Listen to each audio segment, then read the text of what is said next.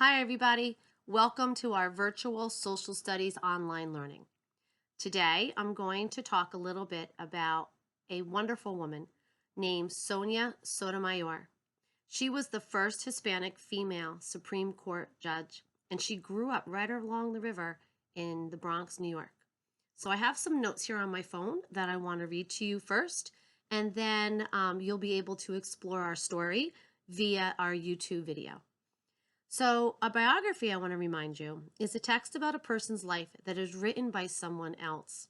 And authors usually write this to tell us something special that this man or this woman had done in their life, something important that they had done. Our author, Jonathan Winter, tells the story of Sonia Sotomayor as a narrative nonfiction, or simply just a really nice story. A few interesting facts about her before we explore her story. Sonia Maria Sotomayor was born on June 25, 1954, in New York to parents who moved there from Puerto Rico during World War II. Her father was a factory worker who didn't speak English. Sadly, he died when she was 9, and her mother worked 6 days a week as a nurse to provide for Sonia and her brother. During her childhood, Sonia loved to read, and she especially enjoyed Nancy Drew mystery books. She graduated as valedictorian from Cardinal Spellman High School in the Bronx and won a scholarship to Princeton University and then graduated from Yale Law School. Let's just pause and touch on that for a minute. Princeton University is a college.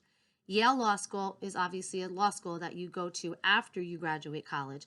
Both of them are very prestigious, very hard to get into, and very expensive.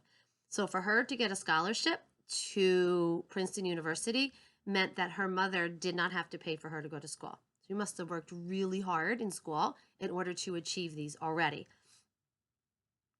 She became the youngest judge in the Southern District and the first Hispanic federal judge in New York State. Sonia became the first Puerto Rican woman to serve as a judge in the U.S. federal court and was one of 7 women among the district's 58 judges.